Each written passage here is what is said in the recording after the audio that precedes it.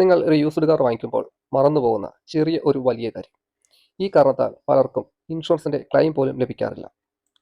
നമസ്കാരം, espresso owner മലയാളീസിന്റെ പുതിയൊരു വീഡിയോയിലേക്ക് എല്ലാവർക്കും സ്വാഗതം. നിങ്ങൾ മാരുതിയുടെ പുതിയ വാഹനം വാങ്ങിക്കാൻ ആഗ്രഹിക്കുന്നുണ്ടോ? എങ്കിൽ ഞങ്ങളുടെ വെബ്സൈറ്റിലുള്ള എൻക്വയറി ഫോം ഫിൽ ചെയ്യുക. നിലവിൽ കേരളത്തിൽ ലഭ്യമാകുന്ന ഏറ്റവും കൂടുതൽ ഓഫറുകളും പ്രൈസ് ഡീറ്റെയിൽസും അറിയാൻ സാധിക്കും. അപ്പോൾ എന്താണ് ആ മറന്നുപോകുന്ന കാര്യം? അതിനെ പറ്റിയിട്ടാണ് ഈ വീഡിയോ.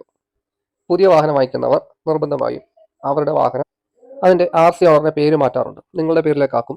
അത് പലരും ഏജൻസി വഴിയോ അല്ലെങ്കിൽ സ്വന്തമായി ചെയ്യാറുണ്ട്. പക്ഷേ ഇങ്ങനെ ചെയ്യുമ്പോൾ നിങ്ങൾ മറന്നുപോകുന്ന മറ്റൊരു കാര്യമുണ്ട്. ഇൻഷുറൻസിൻ്റെ പേര് മാറ്റുന്ന കാര്യം. ഇങ്ങനെ വാങ്ങിക്കുന്ന വാഹനം ആക്സിഡൻറ്റിൽ പെട്ടാൽ RC ഓണറുടെ പേരിലായിരിക്കില്ല ആ വാഹനത്തിന് ഇൻഷുറൻസ് വന്നിരിക്കുന്നത്. അങ്ങനെയുള്ള വാഹനങ്ങൾക്ക് ആ കമ്പനി ഇൻഷുറൻസ് നൽകുകയില്ല. അപ്പോൾ ഇത് പലരും ശ്രദ്ധിക്കാറില്ല. പലരും വാഹനത്തിൻ്റെ പേര് മാറ്റിയെടുക്കുന്നു, പിന്നീട് അത് ഉപയോഗിക്കുന്നു. പിന്നീട് അടുത്ത വർഷം ഇൻഷുറൻസ് പുതുക്കാൻ ചെല്ലുമ്പോഴായിരിക്കും ഇങ്ങനെ ഒരു കാര്യം നിങ്ങൾ ഓർക്കുന്നത്.